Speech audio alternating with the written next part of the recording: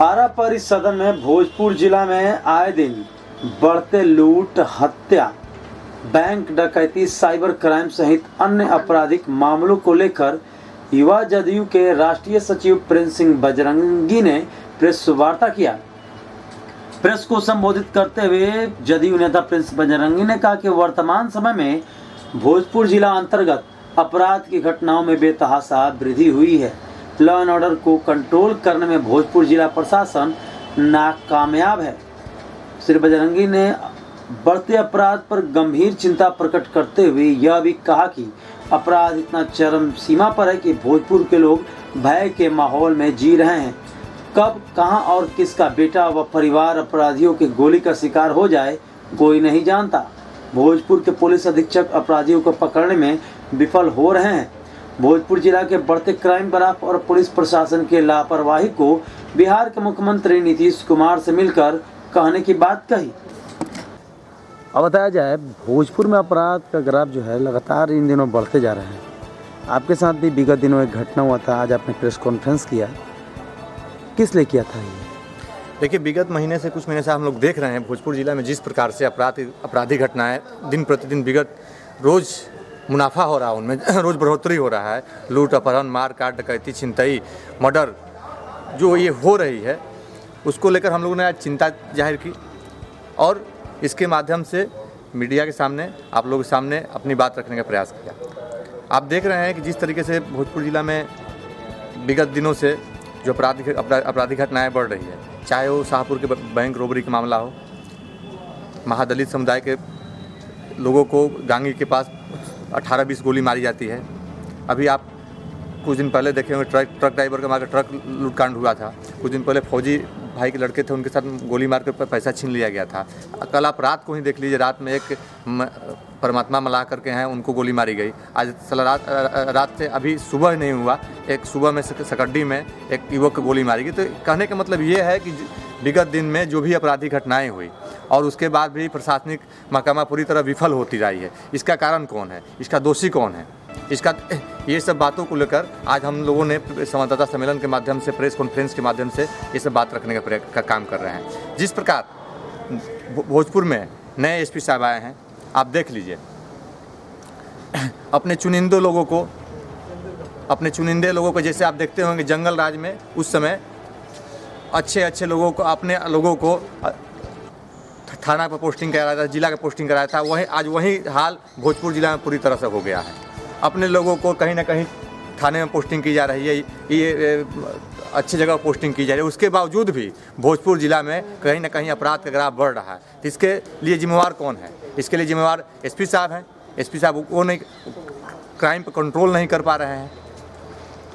आपके साथ भी कुछ महीना पहले गोलीबारी की घटना हुई थी जिसमें आपके एक मित्र की मौत हो गई थी। तो आप जो आरोप लगा रहे हैं, भोजपुर एसपी की कार्यशैली पर सवाल उठा रहे हैं, तो क्या आपकी घटना को लेकर ये है कि या जिस तरीके से लगातार बढ़ रहा है उसको लेकर आप? नहीं, देखिए, वो तो मेरी घटना हुई थी, वो जग जाहिर है, सबके सामने सब लोग जानते हैं इस बार को। 27 सितंबर को मेरे साथ घटना हुई थी, मेरे साथी की मौत हो गई थी और हमको भी 4 गोली लगी थी, जिसको लेकर हमको यहाँ से रेफ़र कर दिया था। पटना पारस में इलाज मेरा हुआ था, अभी भी मैं इलाजरत है, अभी भी दवा चल रहा है, कमर में गोली फंसी हुई है। उसके बाद भी हमको अंगरक्षक मुहैया कराया गया था जिला प्रशासन द्वारा। उसके बाद कुछ दिन बाद मेरा अंगरक्षक हटा लिया गया। उसके बाद मैं भोजपुर एसपी साहब से मिला, आवेदन दिया कि अभी केस चल रहा है, अभी भी सब लोग उसमें से पकड़े नहीं गए हैं, मुख्य अभियुक्त अभी भी कहीं ना कहीं वो बाहर हैं, पकड़ाए नहीं हैं। इस स्थिति में मेरा सुरक्षा हटाना कहीं ना कहीं अच्छा नहीं होगा सर। उसके बाद इन्होंने बोला कि आपके ऊपर एक सिन्हा ओपी में केस हो गया है। हम उस केस के लेकर, जांच के लेकर, सुपरविजन को लेकर एसपी साहब से मिले दिए, लेकिन अभी 1.5 महीना हो गया, ना सुपरविजन हुआ ना जाँच हुआ। जाँच इसलिए नहीं हुआ कि एसपी साहब जानते हैं इस बात को कि इस केस का जांच होगा तो कहीं ना कहीं हम निर्दोष उसमें होंगे और हमको पुनः अंगरक्षक बहाल होगा।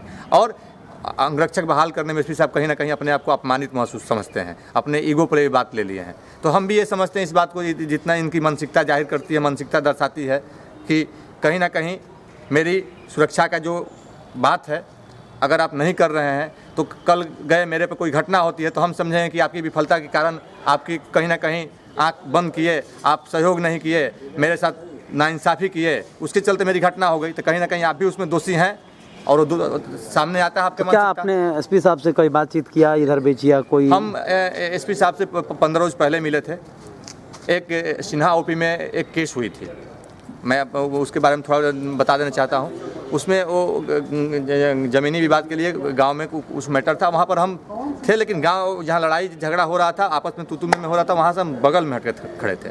अब समझ लीजिए कि वहाँ पर थाना आती है, सब होता है, कुछ वहाँ पर ऐसी बात नहीं होती है। हम लोग थाना के सहयोग भी करते हैं, वैसी कोई घटना नहीं होती है। बराड़ा थाना के SHO भी वहाँ पर गए हुए थे। 2 दिन बाद मालूम चलता है कि हम पर केस हो गया है। हम बराड़ा थाना पर भाई से पूछे कि अरे महाराज, आपका तो हम सपोर्ट वहाँ पर हम लोग किए थे और आप FIR में दिखा रहे हैं कि प्रिंस बजरंगी की पुलिस ने दौड़ा, प्रिंस बजरंगी भाग गए। आप सब लोगों को पता है कि मेरे कमर में भी गोली है, हम तो अच्छा से चल नहीं पा रहे हैं, दौड़ने की स्थिति कहाँ से होगी। और आपका तो हम सहयोग किए हैं, शुरू से अंत तक आपके साथ खड़े थे। अगर हम दोषी थे तो हमको एक आदमी को अरेस्ट किए थे, मेरे को अरेस्ट क्या नहीं कर लिए। तो वो बोले कि जब प्रिंस भाई ऊपर से SP साहब का आदेश था आपका नाम देने का, तो हम नाम दिए।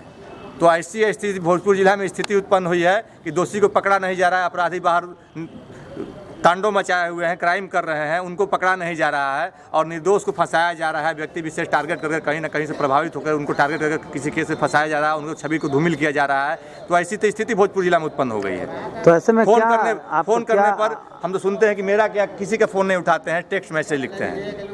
हम मानते हैं कोई मीटिंग में कहीं होंगे, बिजी होंगे, तो टेक्स्ट मैसेज लिखना जरूरी है। भाई मीटिंग है तो फ़ोन नहीं उठा सकते हैं, लेकिन ये डेली रूटीन है, किसी के साथ का भी रूटीन है। फ़ोन किसी का पिक नहीं करता। अरे भाई, किसी गोली चल रहा है, वो आपको टेक्स्ट मैसेज नहीं ना करेगा। कहीं ना कहीं उसके निचले अधिकारी बात नहीं सुनते हैं, तब SP साहब आपको कोई फ़ोन करता है आपके पास। आप स्थिति में वो आप टेक्स्ट मैसेज लिखते थे कि यहाँ पर कितने लोग गांव के गरीब गुरबे पढ़े लिखे लोग हैं कि टेक्स्ट मैसेज करेंगे। इसके पहले बहुत सारे SP साहब आए हैं, वो भी काम करते थे, उनका भी काम दिखता था, आपका भी काम दिख रहा है, लेकिन वो लोग तो सबसे बात करते थे, सबका फ़ोन उठाते थे, सबका रिप्लाई करते थे। लेकिन यहाँ पर फ़ोन भी नहीं उठता है कि लोग सूचना भी नहीं दे पाते। एक बात बताइए, मैं रोकना चाहूँगा, सूबे में आपकी पार्टी की सरकार है, ऐसे में इस तरीके की स्थिति उत्पन्न हो गया, तो क्या लगता है कि जो विपक्ष RJD जो कहता है बात कि बिहार में जंगल राज पार्ट 2 का अध्याय शुरू हो गया, तो क्या आप मानते हैं इस बात को कि जो इस तरीके की कार्यशैली से होगा? तो नहीं, सरकार जो होती है, सरकार यहाँ पर SP साहब को क्राइम रोकने के लिए डिप्यूट किया है और क्राइम रोकने में विफल है यहाँ के प्रशासन।